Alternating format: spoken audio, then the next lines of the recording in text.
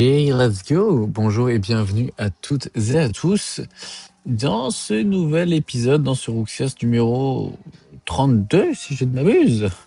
Et ça commence à faire un petit peu là. Donc n'hésitez pas à vous abonner si ça vous intéresse, à laisser un petit commentaire, que ce soit pour des axes d'amélioration ou des sujets que vous aimeriez que je traite sur le podcast. Et voilà, on commence, on change de sujet. On a vu la peur la semaine dernière et je vous ai teasé un petit peu, je vous ai dit qu'on parlerait d'antifragilité et de résilience. Et là, vous allez me dire, mais c'est quoi l'antifragilité? Alors même si le terme, il semble couler de source, mais qui semble pas très français non plus, c'est parce que c'est un terme qui a été inventé plutôt récemment, on va dire, par Nassim Nicolas Taleb dans son livre Antifragile, que je vous recommande fortement. Ce podcast sera juste un petit résumé, grosso modo, du bouquin. Et alors, pourquoi inventer un mot? Eh bien, simplement parce que le contraire de fragile, c'est pas robuste, c'est pas résilient. Ben, parce qu'il n'y en a pas, et que finalement, antifragile, c'est ce qui colle le mieux. Ok? Mais on va commencer par une petite métaphore simple. Qu'est-ce que c'est l'antifragilité? Un verre est fragile parce que si vous le laissez tomber, il va se casser. Grosso modo, le stress mécanique va le détruire. La balle en caoutchouc, elle va être robuste, résiliente. Si vous la laissez tomber, elle va rebondir et elle va reprendre sa forme. Le stress mécanique, la contrainte mécanique ne va pas la détruire. Elle va revenir à son état initial. Et bien vos muscles, votre corps, il est antifragile. Si vous le stressez, si vous soulevez des poids, il ne se casse pas. Il va revenir à son état initial, à son état antérieur. Et vos muscles, par exemple, vont revenir plus forts. Vos os vont revenir plus forts, vos tendons plus forts. Et pourquoi on dit ça? Bien évidemment parce qu'on en a parlé dans des podcasts précédents.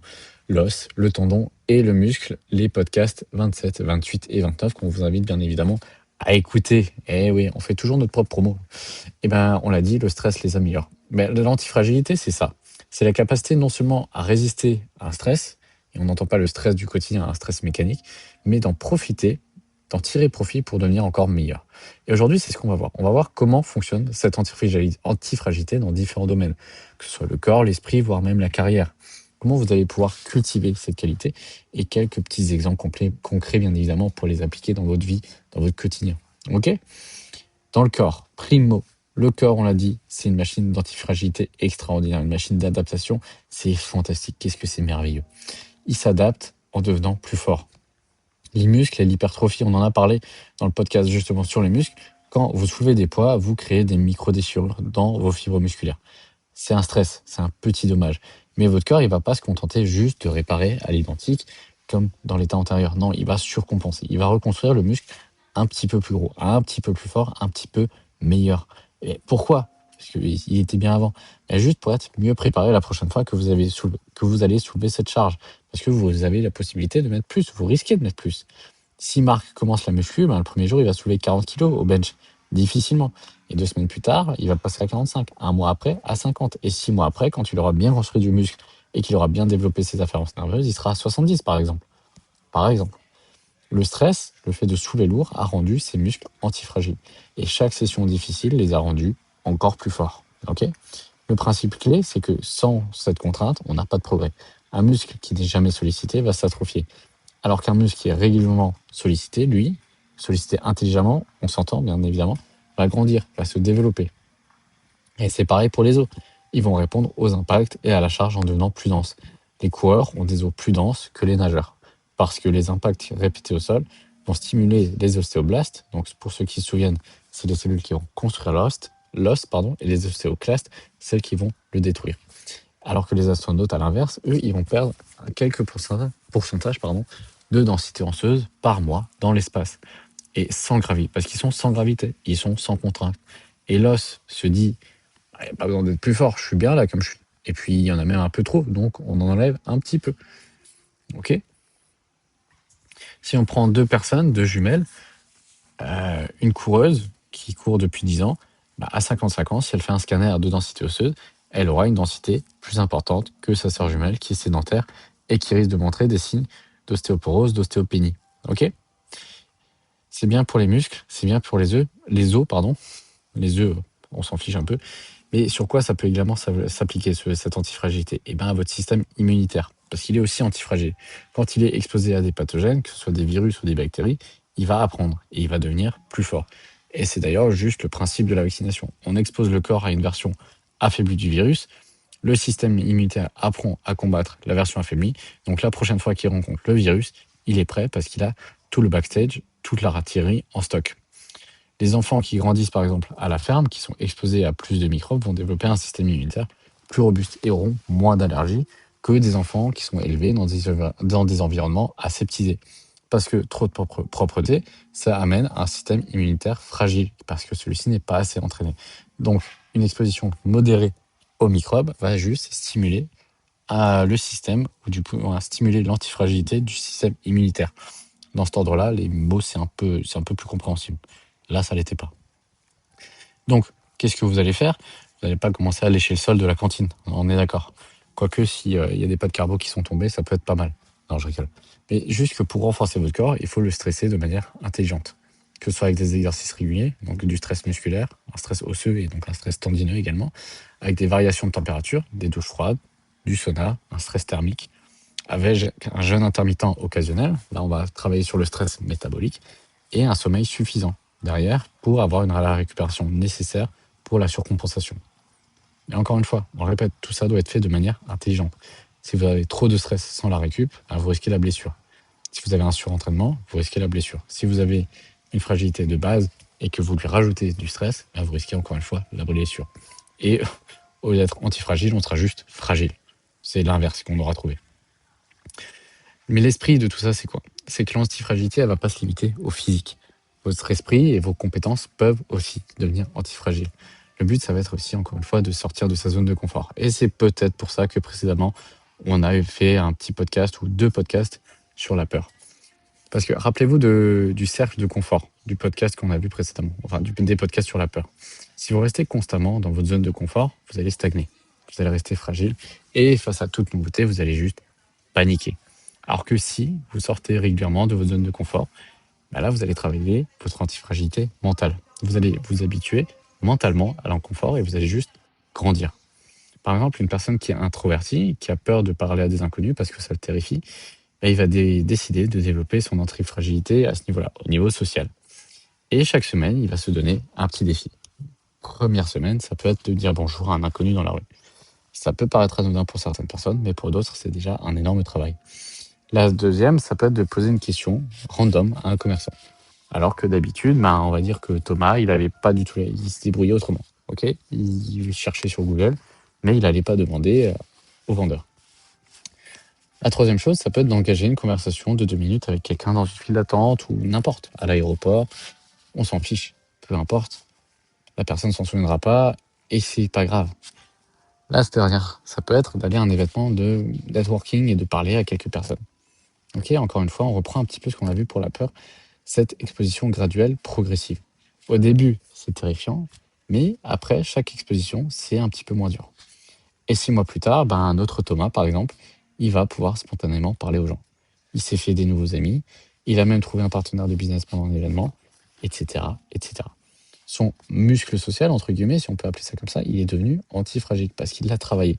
Parce que chaque sortie de zone de confort l'a renforcé petit à petit. Et chose qui rejoint également ce qu'on a parlé dans les podcasts de la peur, c'est ce qui concerne l'échec. Une personne qui est fragile, entre guillemets, va voir l'échec comme une catastrophe à éviter à tout prix. Elle peut en avoir peur. Alors qu'à l'inverse, une personne qui est antifragile va voir l'échec comme une source d'information, une source de croissance, où chaque échec elle va répondre à la question qu'est-ce qui marche pas, qu'est-ce que je vais changer, qu'est-ce que je peux changer, et c'est là où ça devient extrêmement précieux. Si, allez, admettons, Sarah veut lancer un business de pâtisserie vegan. Okay. L'approche, entre guillemets, fragile, c'est qu'elle va passer 2 ans à développer le produit parfait en secret. Et elle lance en grande pompe. Si ça marche pas, c'est la catastrophe. Elle a perdu 2 années, toutes ses économies. L'autre approche antifragile, ça va être plus rapide, plus simple. Elle fait un prototype, effectivement, plus basique, en 2 semaines. Elle le vend pendant un marché local, 20 personnes qui goûtent, 15 qui aiment, 5 qui aiment pas, ils expliquent pourquoi. Elle va ajuster la recette. Et ensuite, la fois suivante, quelques personnes en plus vont aimer. Elle va tester plusieurs recettes, etc., etc. Et au fur et à mesure des différents échecs, donc finalement par empirisme, elle va pouvoir avoir la recette qui correspond. Ok ? Elle va faire quelques erreurs, lancer des commandes, apprendre la logistique, encore une fois se tromper, faire des livraisons en retard, un gâteau qui va écraser, le packaging qui va pas fonctionner, et elle va corriger. Ok ? Grosso modo, 6 mois plus tard, après le premier prototype, Elle a un produit que les gens apprécient, elle a un process qui fonctionne, et chaque petit échec l'a rendue plus forte parce qu'elle s'est confrontée petit à petit, justement, à la réalité des choses. Elle a échoué rapidement, elle a échoué par petites étapes, et elle a échoué souvent. Et c'est ça qui l'a rendue antifragile. Parce que éviter l'échec à tout prix, c'est pas la solution. C'est pas ce qui vous permettre de grandir, parce que vous y serez, dans tous les cas, toujours confronté d'une manière ou d'une autre. Ok ? Et c'est ce qu'elle a fait. Elle s'est exposée à la critique. Elle s'est exposée au feedback, notre Sarah. Parce qu'une personne qui est fragile, elle va être détruite par la critique, ou du moins ça va l'affecter. Elle va chercher à l'éviter, ou elle va le prendre personnellement. Si vous vous constituez comme une personne antifragile, vous allez accueillir la critique de manière constructive, quelle qu'elle soit. Et vous allez juste y voir l'opportunité de vous améliorer. Ok ? Si vous publiez un article, qu'il y a 10 commentaires, il y a 8 positifs et 2 critiques.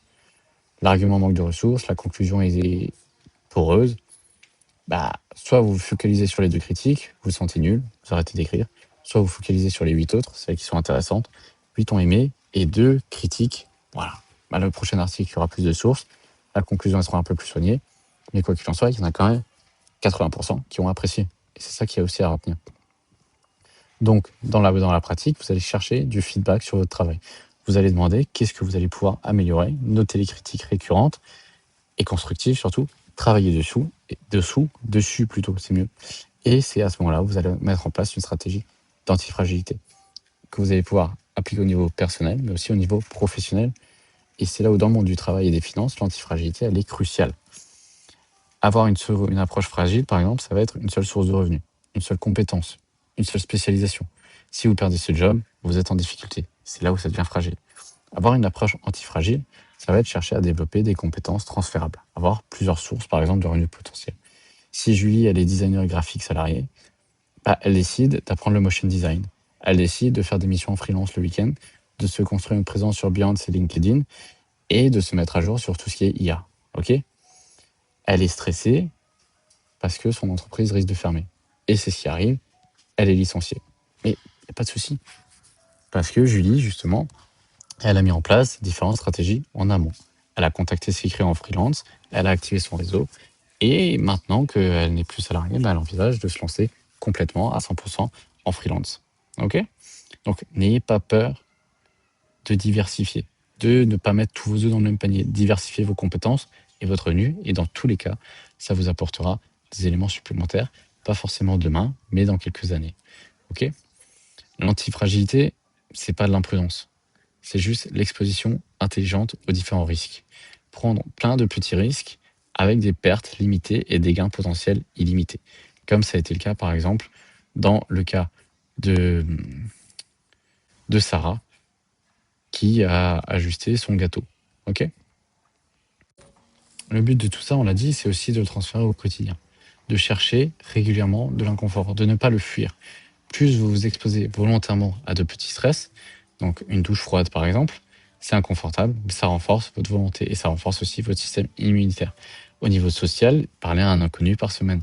Au niveau intellectuel, ça peut être de lire des opinions qui sont opposées aux vôtres. Ça renforce votre pensée critique et ça renforce aussi votre ouverture d'esprit. Parce que parfois, on est bien souvent trop fermé à ce que d'autres personnes peuvent penser parce qu'on estime que nos arguments sont les meilleurs. Mais ça, c'est un petit peu un autre sujet. Ok ?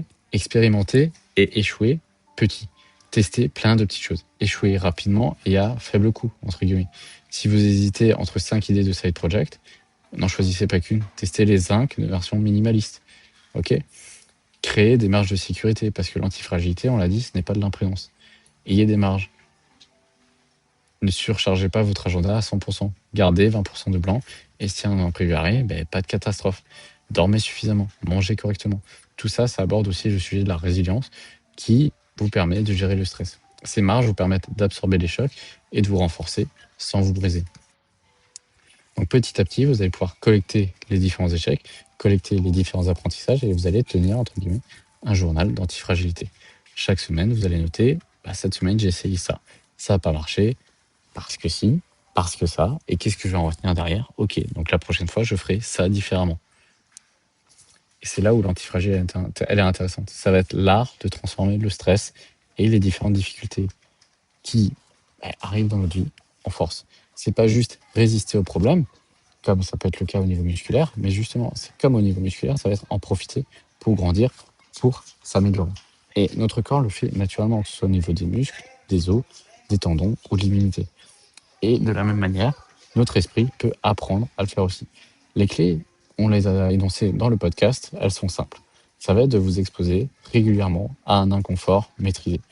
De voir l'échec comme une information et non pas comme une catastrophe, pour vous permettre aussi par la suite de diversifier vos compétences et diversifier par exemple vos sources de revenus ou quoi que ce soit, peu importe. De créer des marges de sécurité pour absorber les différents chocs et les différents aléas aussi, et tout en documentant les différents éléments pour non seulement vous permettre d'avancer, mais aussi vous permettre par la suite de voir le recul et surtout de voir les progrès que vous avez faits. Ok ? Voilà pour la petite introduction à l'antifragilité.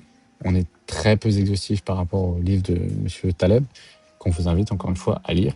Et dans le prochain épisode, on va explorer ce qu'on appelle la résilience, ou comment rebondir justement après les coups durs qui nous arrivent. Et c'est complètement en lien finalement avec l'antifragilité. J'espère que cette petite introduction vous a plu, que le sujet vous intéresse. Et n'hésitez pas à me le faire savoir en commentaire encore une fois. Et sinon, on se retrouve la semaine prochaine pour un nouveau podcast. Allez, la bise.